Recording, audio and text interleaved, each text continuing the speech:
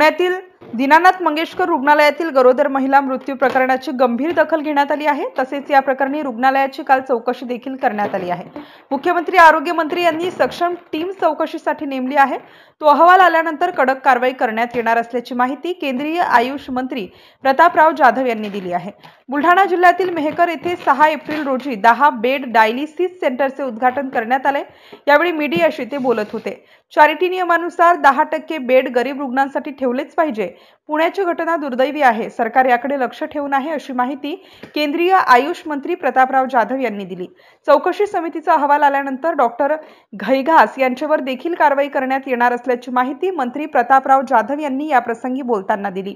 MCN news मराठीकरिता रवींद्र शिरस्कार, बुलढाणा।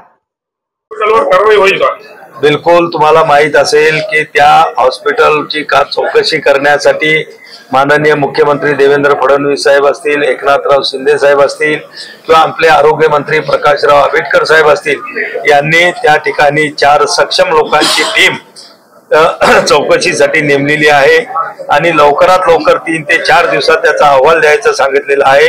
तो अहवाल आल्यानंतर निश्चित जेवढी कडक कारवाई त्याच्यावर करता येईल ती करण्याचा प्रयत्न राहील। खरं म्हणजे चॅरिटी हॉस्पिटलनं या ठिकाणी ही गोष्ट लक्षात ठेवली पाहिजे की ज्यांनी सरकारची मदत घेतलेली आहे, सरकारचं भरोशावर त्या लोकांनी आपले हॉस्पिटल उभे केलेले आहे आणि चॅरिटीमध्ये त्याची नोंद केलेली आहे।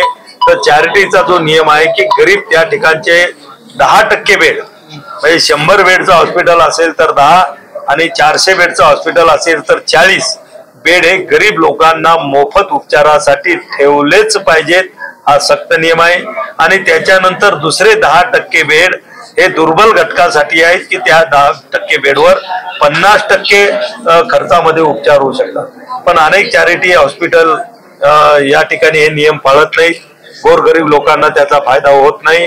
पण निश्चितच ती जी घटना आहे ती दुर्दैवी घटना होती, पण त्यातून मात्र आता चॅरिटीवर त्या ठिकाणी शासन आणि आरोग्य विभाग जातीय लक्ष ठेवून त्या सगळ्या सुविधा लोकांना कशा मिळतील चॅरिटीच्या त्या देण्याचा प्रयत्न